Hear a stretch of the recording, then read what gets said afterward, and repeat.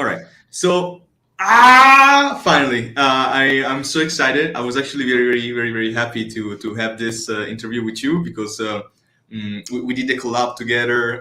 I've been following you for a while, and I really wanted to like know the person behind the PFP, if I have to be honest. And actually, your self portrait, because in your case, it's a self portrait.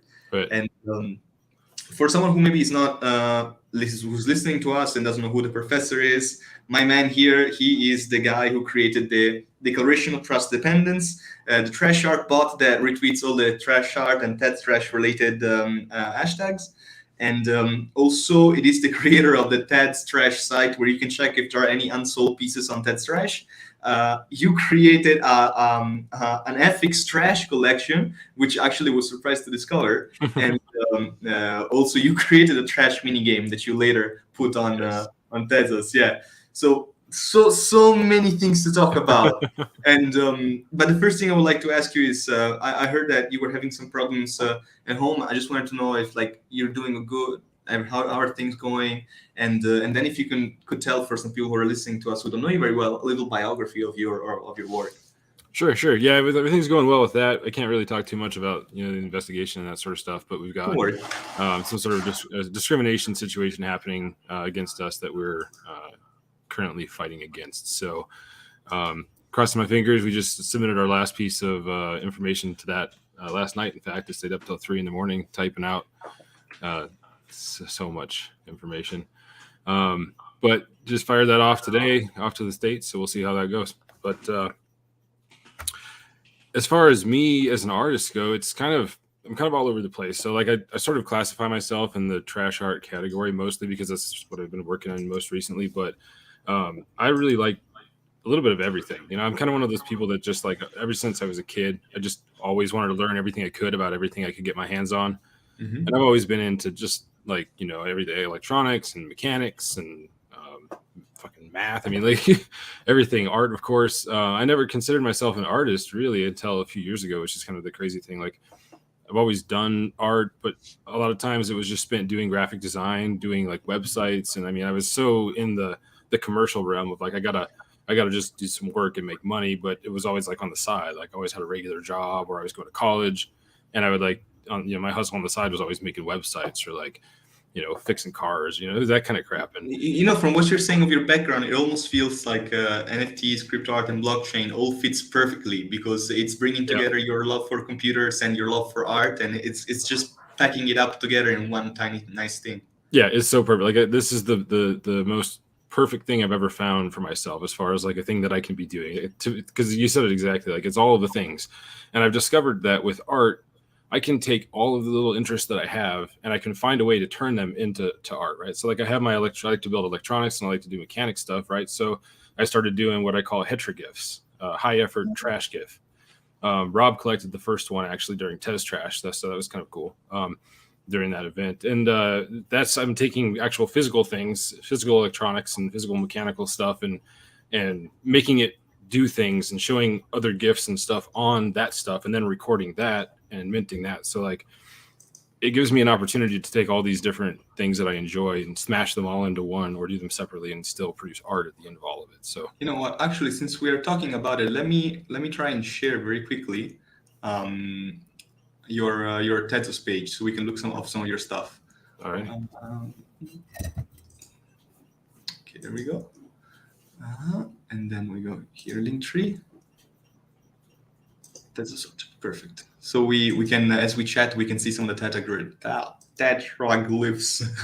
Oh, yeah, it's very pronunciation. Are you American, right? Yeah. Yep. Yeah. On what side are you? Are you east side, west side? Kind of northwest. I'm in Montana, so I'm up along I'm about 400 or 500 miles south of the Canadian border, and about 1,000. Oh, so you're almost Canadian. Almost. So if I remember correctly, this is a heteroglyph. Yes, when I saw this, I was so amazed. They look amazing. Yeah, this one the one question that I got all the time was, what the heck is the thing spinning in the background? That? It's actually a broken record.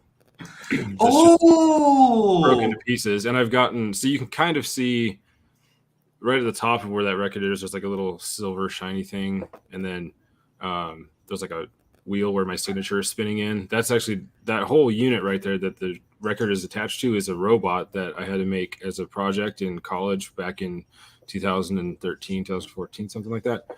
And so I attached the record to the axle of that robot. And hold on a second. So like, not all that we see here, you actually put inside in post-production. Like most of it is actually a photo, and like this the thing is rotating. so everything that you see here, with the exception of like obviously the flying toters and stuff, that's actually Yes. that's actually a video recording. So like the GIFs that are moving on the laptop screen, that's actually playing on the laptop, and I recorded it. And to the left of the laptop, that's a digital camera.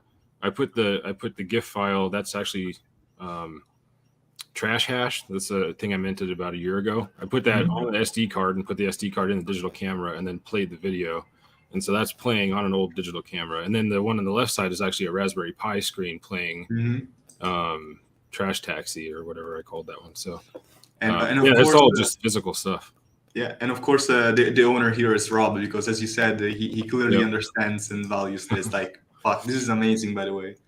Yeah, that was crazy. I woke up on the morning of Tez Trash, and it was already sold, and I was like, "What the fuck is going on?" So it was cool to see that get picked up.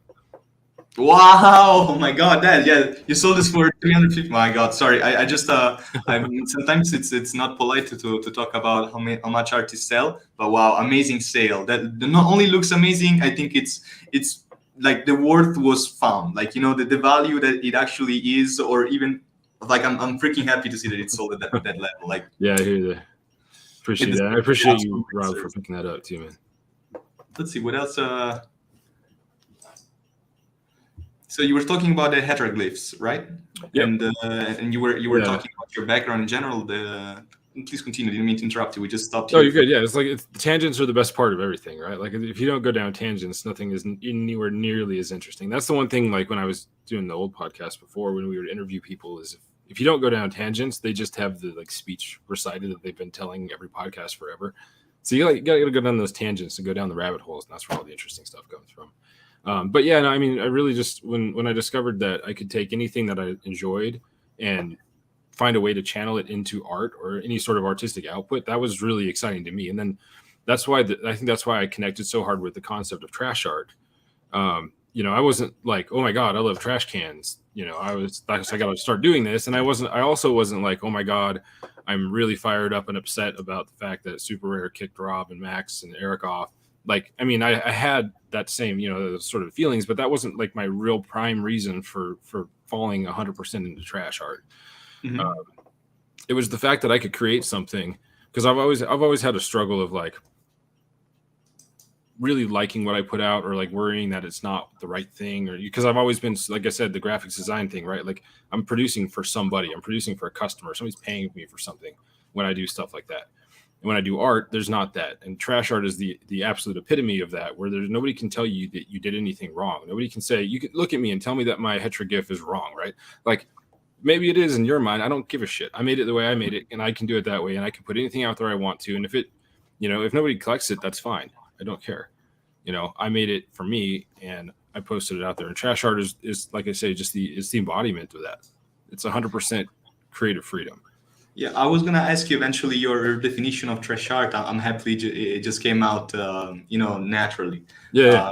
I have to agree with you like 100%. When we talk about trash art, the things that the outside people critique the most, in my opinion, are the things that make trash art the most special. Yes. Like, for example, the fact that we're talking about the concept of you know, perceived value in art. You know, I feel that there is a lot of weight on the shoulders of artists on, for example, super rare or other very looked upon marketplaces and blockchains, because there's this need to constantly raise your sale floor. There needs to be a constant up leveling of what you are doing that can even block the creative process. On the other hand, here we're looking on a blockchain that, first of all, when I started using Tezos, for me switching, it was just like, wow, I don't know why it was such a stress relief. The vibes on this chain are absolutely amazing. And it's just like I started really to make stuff and not worry about, for example, low effort into what I was doing. Or it was just like what made me happy, what I was happy to create and throw out. And this opens up also with the concept of everybody has a wallet, everybody decides what they want to collect and what they think is cool. It's a very mind opening, and it widens the discussion on art trade and art value. Yeah, and I think everything you just said really like pulls all together into one little bucket and hits the creative freedom thing, because like you said, Tezos is that new vibe, right? Like it has a different vibe from what Ethereum was, and that's because it feels like what Ethereum used to be, right? I mean, think about it. Like if we can go back a long ways, but let's just go back to like mid 2020 when Rarible was a thing. Yeah, I know there's still a thing, but when Rarible was a thing, because they're not a thing anymore. And gas was super cheap. Trash art, I've always said, is reactive, right? Trash art is very reactionary. Something happens and trash art happens right after, right? Like you get something like right now it's royalties. Everybody's making art about royalties, and like whatever's going on in the moment, trash art is making art about it, and that's what's happening. And the only way that can happen is if you have a place where you're making your art, or putting your art, in this case a chain, that you can put it out quickly and you can put it out cheaply and you can like gift it to people and you can just throw it out there. Like Ethereum got to the point with gas that it was so expensive that you couldn't just make a whole bunch of spam art and just send it out to a bunch of people, as like a statement. You couldn't just immediately react and put things together and put them on the chain, because suddenly now you get the chains congested. It takes forever. It's super expensive. Like there was a point I was paying $100 to mint shit, and that was not the most expensive thing that people have paid to mint their own artwork. I mean, I've seen people paying several $100s to mint artwork, and art blocks.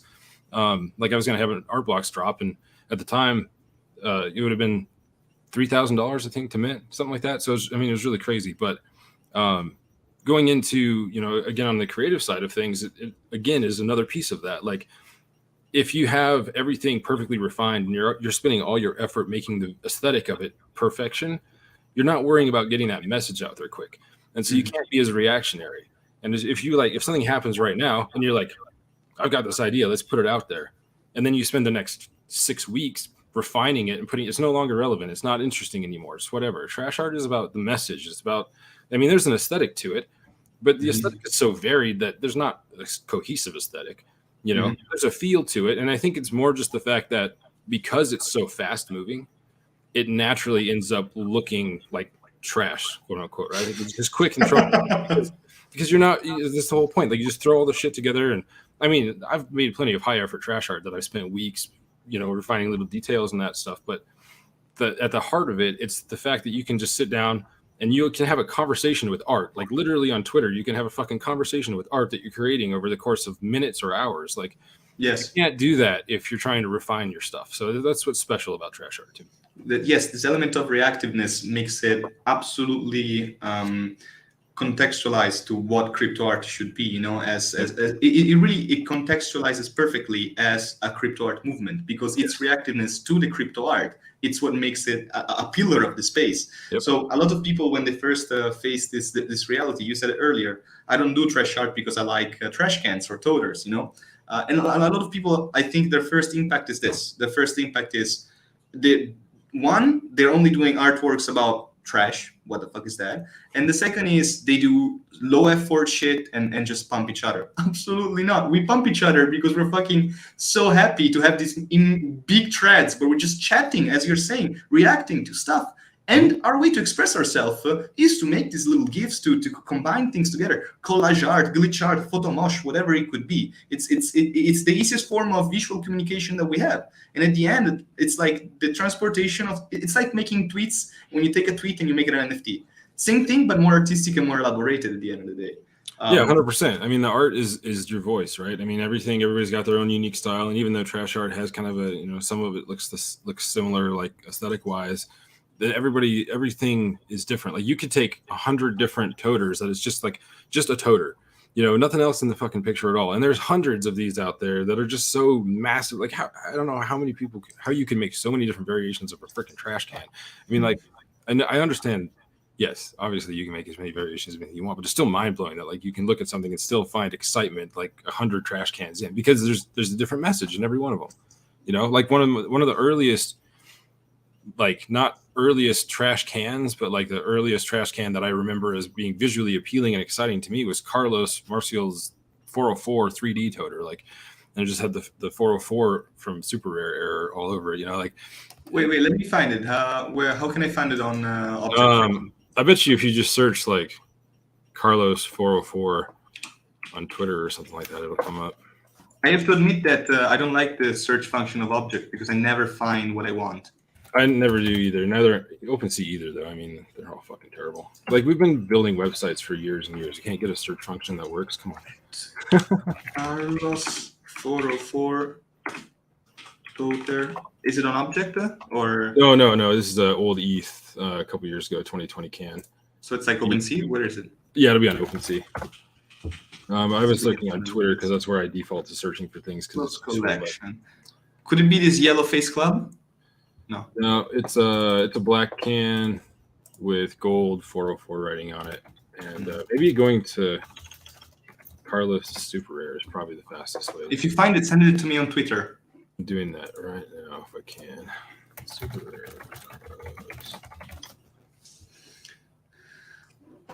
Meanwhile, also talking about reactionary, how trashart is reactionary, I think that after we see the Toter 404, we have to talk about Mofda. So this is why also I took it out, because I see that everybody's enjoying it so much, and I think they're doing a very fun work. So we'll chat about that if you can find the Twitter. I found it, and I'm sending you the link right now on Twitter. Perfect. Come on. There we go. I think I'd be now I'm very curious, actually. You know, one of the first NFTs I ever bought on Ethereum. Oh, okay. I see why you like it. Wait, let me share it for a second. Let me share this. I understand why you like this. Absolutely. Yeah, it has almost a little bit of I don't know, like this gold on black. It reminds me of some sort of like high fashion brand. Yeah, like it's so good. There's so much happening in this piece. Like, I mean, number one, the shiny on the gold, like the gold leaf, that just that nails it for me. But I mean, the fact that, so I'm a nerd at heart. Obviously, like I said, I've been building websites forever. 404 error is a standard error, you know, when the page is not found, sort of thing. I like already that Super Rare changed their 404 page to say page 2 rare, not found. Like, yeah, page 2 rare, not found. That's amazing. And then so like having Carlos go out and then just throw this on there, because this is obviously the page that you got when the trash cans got removed from Super Rare, right? So if you went to click on a link for the 64-gallon toter, you just got 404 page 2 rare, not found. And so there's that super commentary on there. But this is a fine example of like somewhat high effort trash art. Like, I mean, it's not super high effort, like as far as super massively time consuming, but like it's still like refined and it's really nicely done, but it's still fucking trash. You know what I mean? Like it's just perfect. So that was kind of the first toter I really fell in love with, I think. This is actually very nice. Yes, I also love the contextualization. I didn't think of the fact that when the toter by Robness was delisted, you would find the 404. Yep. But it is an amazing piece of commentary. Actually, I'm very jealous of the owner of this piece. But also, it's 10 Ethereum. So, like, amazing. I love to see these prices.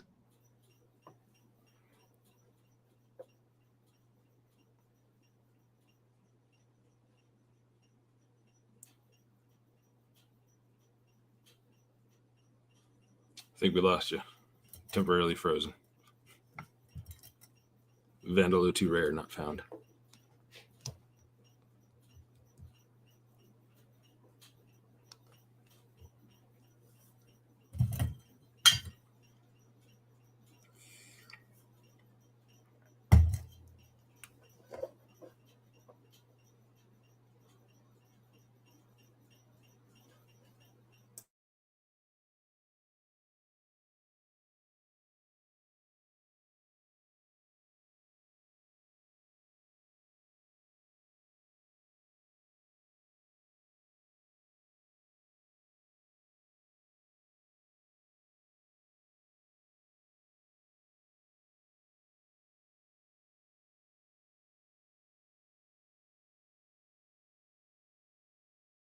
Here we go. Sorry, it never happened before. I sort of like had to go out, unplug my microphone, replug it, and I'm back.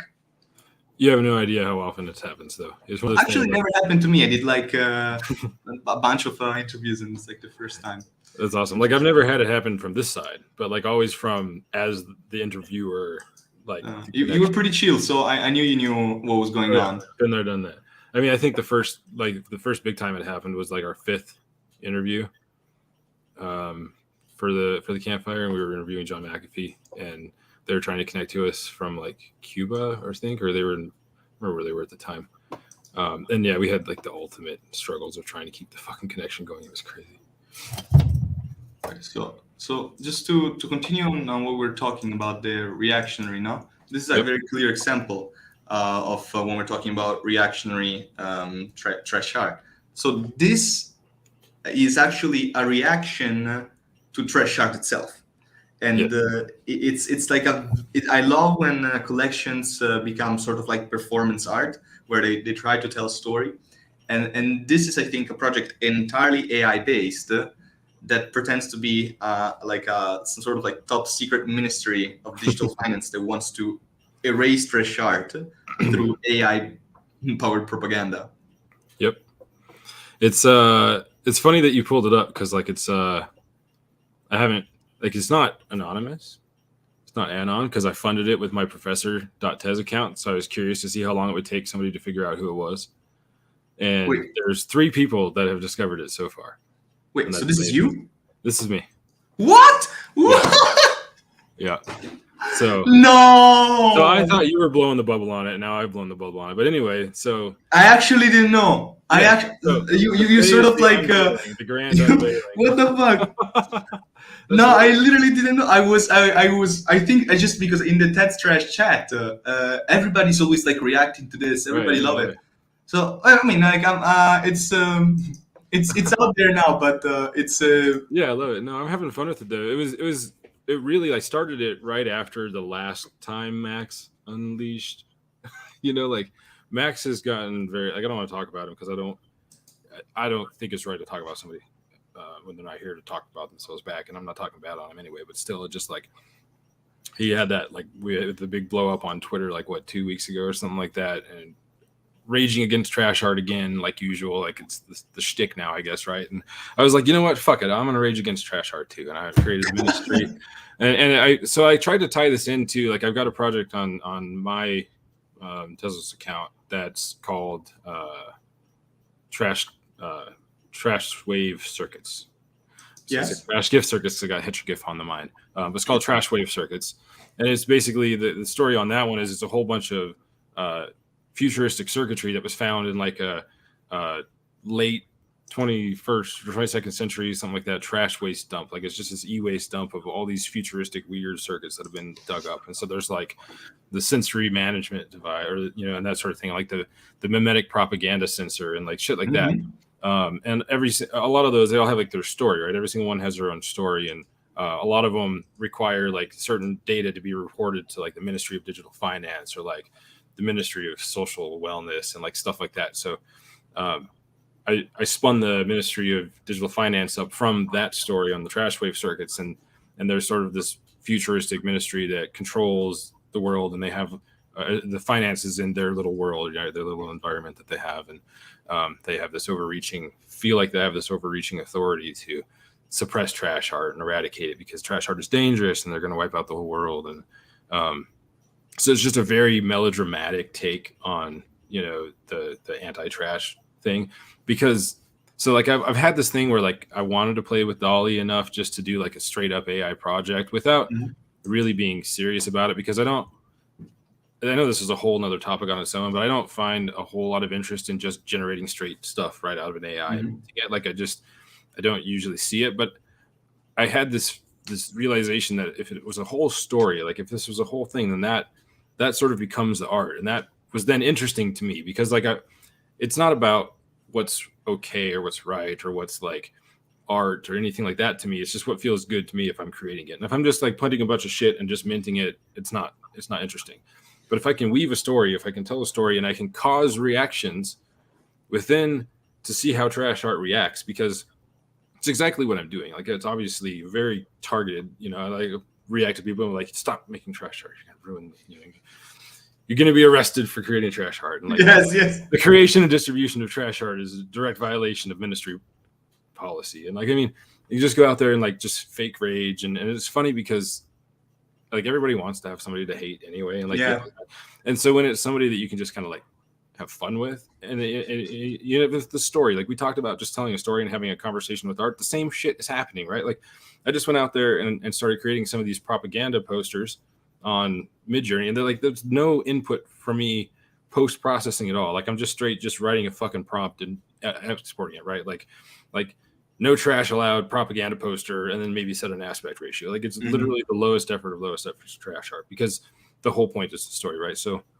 you see that happening, you put this stuff out, and then all of a sudden people react to it, and there's art being created. And so from that account, I'm trying to collect art that's been created using some of the stuff I put out. Like people are taking the propaganda posters or the no toters allowed signs and putting them into their own art and minting that. So the ministry is like, you know, archiving this for evidence, but, you know, trying to support the people that are doing this by collecting it, you know, so taking some of the funds that are coming in for the sales of the propaganda posters and trying to put it out to people who are participating. And it's the whole circle of trash art, like, right, we just all out here having a good time, being friends and just fucking around. And so like, I don't know, I'm having a good time with it.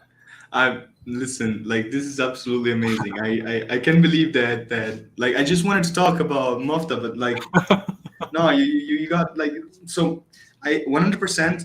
Two things I want to say from what you said. First, the use of Midjourney and AI during TED's Trash. I saw an insane amount of artworks being dropped on Teslas that were based on me too. I did it, I think, with two artworks, either DALL-E or Midjourney basis, and then people were using Photomosh or some other things, or just doing some light edit. And when we were talking about trash art as a reactionary art, and speed being at the essence, you know, of being reactionary, I feel like tools like Midjourney and DALL-E, in general AI that produces images, that a lot of people have been criticizing to be used in traditional context art, it fits again perfectly. It just makes sense. You just gave me the tool to make insta super fast imagery to describe situations that are happening, and you know, if combined with the collage art, the photo motion, all the other things, I literally at the palm of my hands, or just like as close to my controller, I can now create very interesting visual communications. And this is also, you know, at the base of crypto art, there is memetics, and memetics is communication, is also sort of reactionary reality. So it also underlines how trash art in a crypto art space, it is connected to the regions actually, which were fully memetic. So not only it's incredibly contemporary trash art, but in its being memetic and reactionary, it is also based into the roots of the space. I believe there isn't a crypto art movement that is more related to the culture and the history of crypto art than trash art. Like if you go and study about it, you know. Yep. Yeah, I couldn't agree with you more. It's just like 100% the same vibe as crypto art. Like it's definitely the closest. I don't want to say spinoff, but like the closest sub movement coming out of crypto art to the original roots of like the crypto world than anything else. Because I mean, I've been in crypto since, I mean, like I got my first Bitcoin in 2015. But I've been in the crypto space on Twitter, like an actual thing, in 2017. And like seeing that whole transition going from like being in crypto, not creating NFTs, right? Like just being in crypto for crypto, because I was like, oh, this is a cool opportunity to maybe make some money. Like it was just literally, I want to invest and learn Bitcoin. I'm a fucking nerd, so like the concept of it is cool. I can dig into the Bitcoin code, and like, I mean, I like what's happening here. And you get in there and you get excited, and so that same thing just transitioned right into the NFT world. I know there's some bits of the crypto space that I hate seeing in the NFT world. I mean, because like, so a lot of the PFPs are just like watching candlesticks, right? Like, I mean, we all like having fun with investing and stuff, but like, yeah, some of it just drives me crazy. But the old ways of the crypto world always find their way into every piece of everything related to it. But yeah, trash art has basically, like, I don't like the premium in my mind of like, this is like for me, like this is what feels right. This is the bubble, not financially speaking, but like the little containerized bubble in the crypto world that I want to be in, is this little like trash art crypto art space. And I've ventured out of it, but I really love it in here. This is why I keep saying to Rob, but I don't think he's taking me seriously. I really believe so. As you know, I as a creative director, I am making events in Italy, And actually, by the way, I really want, if you can, it's at the end of October, beginning of November. I'm 90% sure we're gonna do it between the 31 of October and the 1st and the 2nd of November. We have a big event in Naples, which is actually the funeral that I was telling you about. Right, right. Yeah, if you Yeah, that want to looks fun. come, man, I'll be so I'm gonna happy. try. I'm gonna try so hard. It all Okay. depends on what's happened with everything we've got going housing wise, and so if we can get that shit figured out, we're ready to go. If you manage, I would love to. And also, I'm organizing the panels, and I think 100% I'm going to try and organize a panel about the contemporary reactionary NFTs and crypto art. And I think that it would be interesting to have multiple representatives of trashart. And one person I think understands it very well and is able to explain it in a very professional way. I think would be you. So if you manage to come. I would love to be able to host you in Naples. We are getting some financing also to support for traveling and housing, for example, and transportation. So that would be there to assist you too. I understand it's hard, but like I hope you can make it, because if you can make it, I promise you. I'm gonna try as much as I can because we're ready to travel. Like that's the thing. Like I'm so ready to get out because for the past 2.5 years, I haven't really gone anywhere. Like I was going to crypto events and like all of that sort of shit, and then COVID hit, and that just put like just dropped everything. Like no more travel, like nothing. And then after that, ended up other reasons and lots of things that we had to deal with here.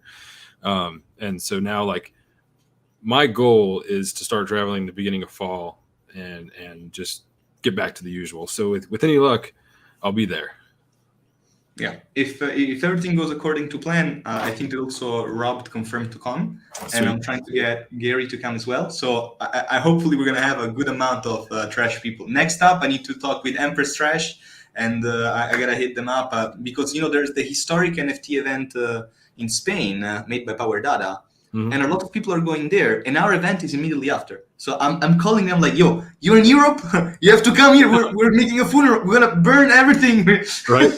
And on top of that, right after that is Mexico City, I think, too, like just a week later or something. So I'm just in my head, I've got this like plane hopping around the world situation in my head. We'll see what happens, but like I'm ready. Yeah, it's just unfortunate that the one in Mexico they decided to do only one day. I've seen. I was hoping for more. Just one day. It's for me. Really? I didn't look at all the details on the event yet. I just saw when it was supposed to start, but yeah.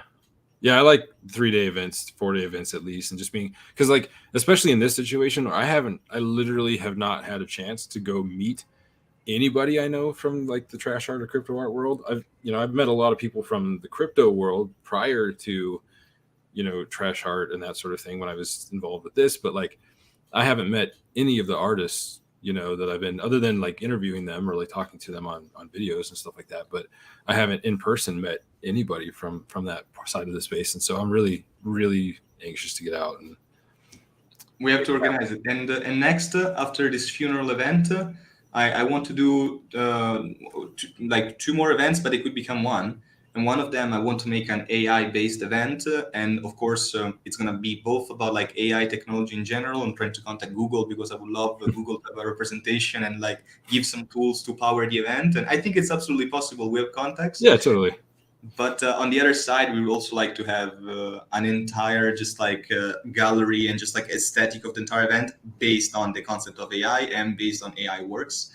And I think that would be another insane event. And the problem is that everyone who's doing events in Italy, they're so traditional. They all want to make conferences and they all look like the same. Here's a bunch of chairs, sit down. Here's a podium. Here's a big monitor. Guys speak and guys listen. And then we drink and we get drunk and we do real networking. I'm like, that's exactly what I'm saying of the old crypto world finding its way into the art space. Like, I mean, yeah, get it out of here. Like, we're going to have party, we're gonna have fun. Like that's gonna be the fucking neon lights, events, paintings, and art everywhere. Like, yeah, it's gonna be that shit's fun. The event in Naples, for example, we could have called it like the first crypto art gallery in Naples. Instead, we're going with a branding which is like actually I think it pushes some people away calling it a funeral, but we'll see. Like, man, we're planning some crazy stuff. Like, for example, we're trying to get a sponsor. I'm not gonna say the name. That is like a funeral house. And we would like to like convince them to give us like the cars that have the coffins. Yeah. that to transport all the special guests from the airport to the event. That'd be so sweet. That was like my dream car when I was young. There was a moment in life. It was like a short moment. Like there was 6 months to 12 months where I wanted a hearse so badly, and I wanted it for one reason, and it's because like the really super crazy speaker systems they put, where like they do all the custom fiberglassing and everything in the back. So you got your screens and like Pimp My Ride, right? Like that. I was probably 12, and I really wanted to have a hearse that had like a fucking PlayStation 2. And just all the speakers in the world in the back of it, and like I thought it was going to be so cool. Go pick I would watch a movie about a man. I would watch. I think a movie about a man who lives in that car and has all the tech things in the back would actually be quite an interesting character. It would be. And some other stuff that we're trying to get from them is a real coffin, which I will transform into an artwork. So I'm gonna install a projector at the bottom, a laser projector. I'm gonna map the inside, and I'm gonna have it so that it projects things inside the coffin. We're going to remove the lid. And the concept is the coffin as the burn address. And what's through the coffin is the null address. So the void of the blockchain. So we're trying to make a parallelism between like the abyss of humans and the null address. And the coffin becomes the instrument of transport that burns the physical into the null address of the blockchain. And I'm also going to be doing some NFT drops themed on this. And you were talking about using AI to tell a story. And actually, like, this is one thing that's going to happen. A digital twin of mine is going to burn. And from the null address at a certain point, is gonna say that he's still alive. And he's going to start sending artifacts from the null address. So people will start receiving like little things of what is in the abyss. And associated to every little object that he sends back, there's like a small, not story, but just like description of how he found it and where he found it. And I realized, the Inferno, Dante's Inferno? Mm-hmm. It's the same thing. It's like the story of a man who goes into an unknown holy place and starts to tell you and describe you what it looks like, according to him. That's crazy, yeah. And I can imagine all sorts of shit. I can meet the punk that Rognus burned, and I can have a conversation with that punk. Yes, yeah, that's brilliant. That's fucking brilliant. I love that. I can find all the burnt NFTs by the guys who what was their name? We're all gonna die, Yeah. That's I've always wanted to, like, I not wanted to, but I've always fantasized about the idea of somebody eventually, like if you could magically hack the burn address. And I know you can't because of the way it's derived. You can't derive a private key for the burn address. But in my wishful, hopeful thinking, I wish that magic could occur so that people could get in there and just like redistribute everything that's in the burn address, because it's just like it's that treasure story, right? Like, I mean, yes. There's so much value just sitting in the burn address that it literally can never be accessed without very nefarious methods. And it's just kind of a crazy thought to me. And so much. Give me another idea. I wrote it down about maybe we will find something in the burn address that will be a tool to hack it. But it's hidden in there. Yeah, because you can do anything you want in your story. That's the best part about it. That's what I love about art. Is like you tell a story, you paint the pictures, you weave it all together, and nobody can tell you it's wrong. Actually, if you would like to do some more like private calls, I would love to chat with you about this invented ecosystem of the null address. I would love to just have like nerd out and just talk and like just imagine imagine like if you had to build a video game of the null address, like how the whole ecosystem is formed. I already see it. It's great.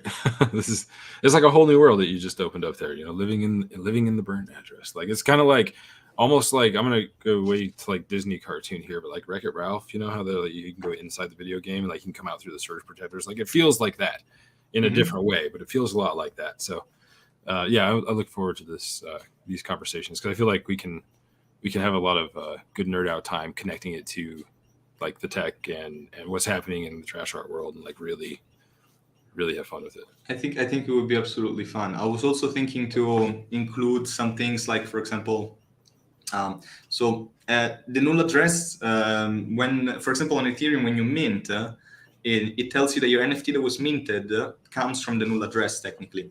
I know that it was not like physically there and you took it out, because of course you just minted on the blockchain, but it's interesting that it tells you that is coming from the null address. So I was also thinking of seeing it as not only a space that it's like a dumpster, but also as a space that is the cradle of all things, especially when it comes to AI.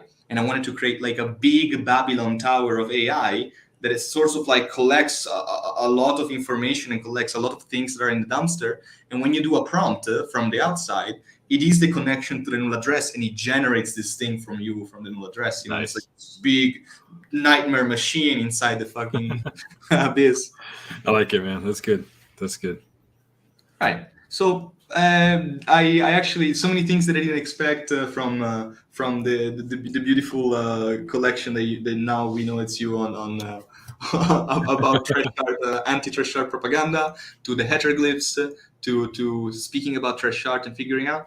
If you have a little time, the only thing I would ask you, maybe it's because I didn't see any tweets where you were sort of like expressing your opinion about it, was this whole theme about royalties that's going on, for example. Yeah, so royalty, this is one thing that is, as far as what's specifically happening, like what's causing this debate, is something that I actually intend tonight, if I have time, to sit down and figure out like because from the tech side, when I hear that they're not going to carry over royalties, that's confusing to me, because there's so much. From what I read, just a little bit that I read, it stems from the thought that they're not going to maintain the old NFT data, right? They're going to archive it and allow you to get it from IPFS or something like that. And with, again, like I said, this is without me looking to see what the technical changes are that is causing this, and rather just only seeing some reactions on Twitter. But my first assumption is like, are they trying to like make the data smaller? Because when you run a node, you have to download the whole blockchain, right? Like, so you have all of the data. So because it's going to be a new chain, the question is that I have is like, are they just trying to not have to migrate that data? You know, like it's not difficult to start with that and just have basically a chain split and just keep moving like we always have every time there's been a chain split from a fork. So I'm really not sure what the motivation for that is, which is something that like I would be. But I think they critique most of the people. They raise it not towards the fork of Ethereum, but towards the marketplace SudoSwap. Because the reactions I was talking about were, I was seeing there was a lot of people saying that with Ethereum they were intending to not bring the NFT data. That I didn't know, actually. It's the first time that I'm hearing that because of the fork, royalties might not pass over. But technically, it is something that would make sense, because as we know, royalties are not like on-chain coded. They're sort of like just a message that's there. Right, like they're there, but they're the suggestion. Yeah, it's a suggestion. So the marketplace should like see it and be like, oh, okay, that's what they want, and do it. But SudoSwap is like, oh, that's what they want. I don't think so. But that's one of those things where from a marketplace standpoint, I think it's bullshit. And from a business standpoint, I understand, you know, like you can do what you want, and because it's technically there and it's not illegal, yeah, sure, you can fucking do it. But I think it's bullshit. I think it's a shifty way of doing it. If you're going to be allowing people to sell art or anything that's really should have royalties included, and the author and you go about deviating from, you know, trying to make sure that there's a way around that. But then but see, that's the part where like the duality in me comes back to like, well, what about downloading music? And like I'm as a kid, like how much music did I download? And like I would still rally against the RIAA today, like fuck you. But at the same time, but now as an artist, I like have like almost remorse, a little bit of like, fuck, you know, those artists deserve to be supported. Like, you know, I was being a shifty shithead and downloading music, and now I'm like, fuck, maybe I should have bought that stuff back then, even if it's, you know, 13 fucking money, but like, you know, that you think about it and you're like, I cared in a different way these days than you do as a kid. Like when you start to realize like that what you put out, especially with art, it's not about money, right? It's about art. And so royalties are a way for an artist to actually maintain some sort of income from their art without having to have a primary market. Because I think, honestly, a lot of my favorite stuff that I've put out for free. Like, you know, I've just like sent it to people. Like, it's just some of that stuff that goes away if you can't have some sort of financial support. You can't be a full-time artist, but if you have to get a primary market going, you're limited in a way on what you can do if that's your only source of income. And so like it's this big catch-22 with society and art where you can't just be an artist and not make any money and still somehow live in society and be able to afford rent and all this other crap. You know, so I don't know. I think royalties are absolutely critical. You can't fucking get rid of them as a marketplace. And this is the thing, you know, technically this is one of those cases where I would argue that some regulation wouldn't hurt, because this is a situation of lack of regulation and lack of compromise, because everything was working until there was this social understanding of, if I write in the smart contract that there should be royalties, the marketplace should accept that. But when a marketplace decides not to do this, there's no repercussion because there's no regulation technically. Yep. Yeah, as regulation is a thing for me that's always been a fun conversation, because I understand the necessity of regulation, I guess. I don't like rules, and I don't like being told what to do, and I don't like government getting involved in things and telling people how to run their businesses. But at the same time, there's this balance, just like with security and ease of use, right? There's a balance of like, well, it's locked down, we can't access anything, but it's useless because we can't get any information. Whereas like in this case, there's a balance of like, well, they've overregulated stuff so nobody can really function freely, and it's totally squashed the ecosystem and it makes everything impossible, versus, oh, well, we actually have a little bit of regulation that sort of helps protect people in a way and make sure that, in this case, for example, royalties are consistently paid based on on-chain contract, based on on-chain data and that sort of stuff. And that's a good thing, but it's also very difficult to enforce. And especially when you consider, just like from the blockchain standpoint, I can go and send an NFT to anybody, and they can send me however much money back, and I don't have to pay royalties on anything. And there's no way that you can, unless you as a government find a way to influence or force developers to upgrade Ethereum or totally release a new version or whatever chain you're talking about to not function in that manner, you can't enforce it. So it comes back to one of those things where it's, I mean, you can enforce it. You can be like, well, you did this and you're going to jail now or whatever, or here's a fine. But that is not really the base philosophy of this world, right? Enforcing of power always exists. Yeah. And so like that goes into the other argument of like, should a government be able to tell you that you can't do something if that functionality exists for you to do? And yeah, sure. But like, it goes, there's so many different sides of it, but I'm not disagreeing with you saying that there should be regulation, but I very much have a hard time with too much regulation. And that's all. The thing is, I think it always ends up becoming a little bit of overreach in the long run. And I think that's just the nature of politics. And I think I always have that fear of like, what's going to happen? I have the choice not to use SudoSwap as a marketplace, right? I don't have the choice to tell people not to sell my art on SudoSwap. I can tell them they can do whatever they want, but just like that, they can still do it outside of SudoSwap. So like, I believe that maybe it's a tricky thing for me. No, there's two sides of this. When we have to talk about how to disincentivize hurtful behavior, there's the enforcing of a power that says you cannot do this, or you did it, now you're gonna pay. And there's maybe the creation of incentives so that to behave in the suggested good manner is actually more profitable and rewarding than trying to hurt the ecosystem, which is also at the base of the Bitcoin technology, because they said you would earn more using your computing power to mine Bitcoin than to use your computing power to try to hack it. Exactly. And that's like, go ahead.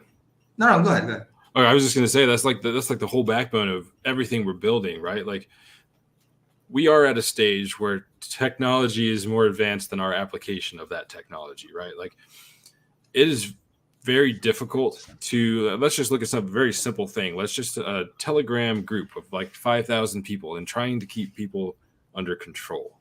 Like, and by under control, I mean, there's not people like just, spam everywhere and saying horrible, hateful things and all that sort of stuff, because there's a human nature to this. There's a human nature to it. And you can't control humans, no matter how hard you try, no matter what punishments you inflict, no matter what you do, but you can influence humans. And there are good ways and bad ways to do that. And I think that there is a very specific pattern or method of influencing humans in a positive way with technology going forward, that you can actually build systems that, like you just sort of said, kind of game the human mind into not being a problem, if that makes sense. So like you said, it's about making tech that regulates itself. Whether that involves AI or not is yet to be seen. I imagine there's obviously AI needs to go into it, but we're not, we haven't built a good enough AI, nor do we have the ability to apply it in such a way that that's functional yet. Like moving forward and talking about smart contracts, I mean, the concept of smart contracts can apply to absolutely almost everything in life, and especially stuff like legal documents and all of those sort of things. Any contracts can be written into a smart contract, and if you have the right technology and the right, potentially artificial intelligence or whatever in place to enforce that stuff and regulate it and make stuff, you can do that, virtually and autonomously, but we just aren't there yet. So it's just a matter of where technology evolves and how we do it, because we just have to keep up, and we have to keep building things. We're basically building protections against ourselves. We create something and somebody uses it for some shitty thing. I don't mean like bad idea, but I mean like to do something shitty to people or whatever. And so now you have to build more stuff to stop that, right? And then the next advancement gets used negatively, and so you build another thing to stop that, and it goes both ways. But it's this weird like stepping thing of like you just continually building and fighting and building and fighting and building and fighting with yourselves because of the human nature. And I think there's a point where technology and our application of technology come together, and there's less of a human element to that part. And another thing that becomes interesting at this point, when we're still trying to think of a decentralized society, is that this technology, especially dangerous high-level technology, there's the theme of accessibility. Like it feels like there needs to be a certain gatekeeping over certain technologies, because if technologies like CRISPR, for example, became widely available as Midjourney is available now, that would be pretty dangerous, I would say. Yeah. So there's also this thing that we're going to have to figure out. There has been talk on the newspaper, on the TV about progress in AI for years now, and now we're seeing the smallest, almost the stupidest release to public version of it, which is, you put words, it goes into the database of the internet, it elaborates them, and it creates an image. It sounds amazing, but when you compare it to actually what is not released to the public, what is gatekept of this technology, you realize that if we're at a point where they feel comfortable releasing this into the public, you cannot even imagine what they are gatekeeping, Right. And this that we're having right now, when I was a kid, or probably when you were a kid, if someone told you, oh yeah, you're just gonna have a Discord where you put words and it creates images, you would be like, oh, it's impossible. Yeah. This is madness. The economy would be destroyed, and it's here, and we're sort of like living with it. Yeah. It's interesting to see, like, you can't actually hurt people with Midjourney AI, even though you could steal jobs. Like, for example, if it gets to a certain level, DALL-E, for example, I've tried to make prompts with DALL-E for ads. Mm-hmm. Man, it can be used for ads, in my opinion. Certain things that come out are ads ready. Yep. There's a point, it's almost like the Turing test, right? Like, it very much fails the Turing test. Like, you're clearly a robot. You haven't fooled me to think that you're a human at this point in time. Like, we're still a long ways away from that.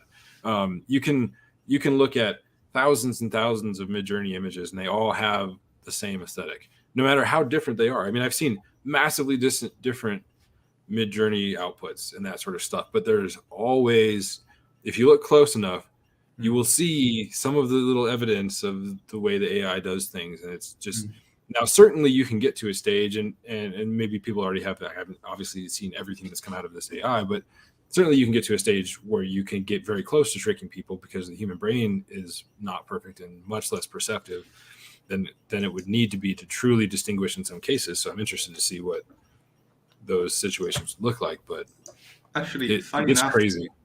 One amazing thing about what we're doing here today is that everything we're talking about, we're actually getting our hands on. And why not share the screen and share a mini? This is DALL-E, Mm-hmm. So, for example, with DALL-E, one thing that I am not scared of, like I'm astonished by, is the quality of rendering of photos. Like, for example, I think that if I wanted to create like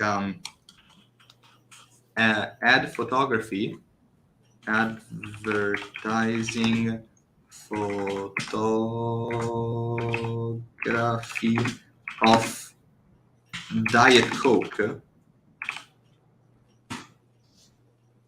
It's gonna take a little bit, but if I was, for example, a small brand or a small business, and I had to generate some images for my social media, I don't know how like enticed I would be to hire photographers and build a set now. I mean, this looks ridiculous. Yes, no, it's not ready, but I've seen better things. So maybe this was a little bit too complicated. Well, it's only the first one. I mean, the thing is though, like it's also a starting point, right? I mean, you could take any one of these images and with just a little bit of Photoshop work, you could make it a convincing Diet Coke advertisement. You know what I mean?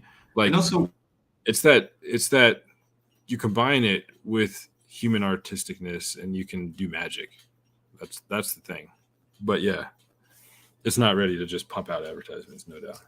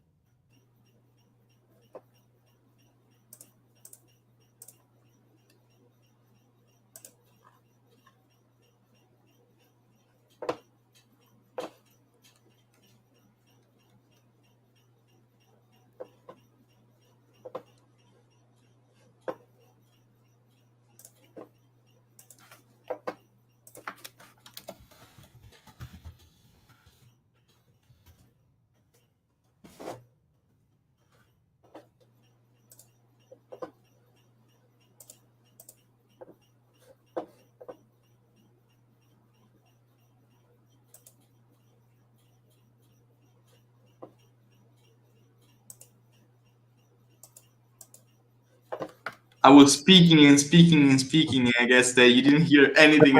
Nope, nothing. Right as soon as you started running your second prompt, it just gone. But I can hear you. So if it happens again, you just like this is what I want to show you. Like, you can hear me. Okay, cool. It's a Polaroid picture of a rat done with DALL-E. Come on, it's pretty good. But it looks like it looks more like a Polaroid that has been cut out, and then the rat is poking through it. Like, yes. I mean? Yeah. Yeah, there's actually you're 100% right, and there's one that it's exactly what you're saying here. It looks like the rat is coming out of it. Nice. Yeah, you even got the shadows. Yeah, that's sick. All right. So I'm actually super happy of everything we said and the entire conversation. I hope that maybe in the future, if we have more developments with trashart, if trashart starts to get recognized and gain more space, me and you absolutely we're like in two different ways perhaps, but we're gonna keep trying to introduce it as a conversation, to support it, and to try to create infrastructure and ecosystem for trashart. So hopefully it will become more, I don't want to say mainstream, but just like more understood as a movement. Yeah, I imagine it will, and I like that you say you don't like to say mainstream, because that's like, it's true, because like it breaks everything. You know what I mean? Yes. Like, it comes in. That's what happened to Rarible too. Like, it was all good, and then they released the Rari token, and then so then there was like this massive money, and then there was a celebrity rush, and then it just fucking killed it. Instead of making it more mainstream, I think that the good thing would be to introduce fit people into the ecosystem. So people that would be of benefit to the ecosystem. So sort of like acting as okay, this is the metaphor. It's like getting the most interesting people you can get into a satanic mass or something like that. Like trying to get you into my I get cult. what you're saying though. Yeah, yeah, I get it. It's one of those that things type where, of like, nitpicking, you know. I feel, yeah. I mean, but the thing is, like, I feel like trashart is one of those things where, like, I want to share it with the whole world. You know, like I don't want it to go mainstream, but like I feel like it's stupid to be like you can't be a trash artist, because the whole point of it is that like anybody can be a fucking trash artist if they wanted to. But I think the cool thing is that there still will only be that one little vibe bubble of the real crypto art ethos within trash art. Like trash art is going to keep moving and evolving, and it's going to change, right? Like forever. But I think there's that little bit that the mainstream doesn't touch is still going to be that, like, you know, we were here, we know about crypto, or at least like the early trash art days. Like, you know, I don't want to think you have to be early either, but I mean, just like you get the vibe. You know, there's people that will get the vibe, and there's people that won't get the vibe, and that's cool. Do your trash art the way you want to do it. But I'm gonna keep riding my vibe, and whoever's here with me, we're gonna rock it. I'm gonna share all the rides that you want. I love it. Hell yes, and I hope you can come in Naples. If not, I hope next so. I hope time. to see you then. That would be fucking amazing, man. Man, and if you can't, don't worry. There's gonna be many other multiple opportunities. I think I'm gonna keep making events and experiences in Italy for a very long time. I am starting to build contacts to actually start making events also in Europe. So Nice. like hopefully if you can't come this time in Naples, it could very well be the next time it's even outside of Italy. So let's see. Sweet. It'll happen one time or another. 100%. Yeah. I don't know if We'll make another funeral. That's the only thing. But there's definitely going to be crazier events, I believe. Oh yeah, we'll see. I'm all about the funeral. Cross my fingers. All right, man. It was good talking to you, man. Pleasure. Like so I was much. so happy, and I'm gonna go and buy some anti-trash art propaganda now because Sounds good. I am full in now. Sounds good. Make sure you burn some. I'll send you a cease and desist order for burning it. Okay, perfect. All right. Take it easy. See you.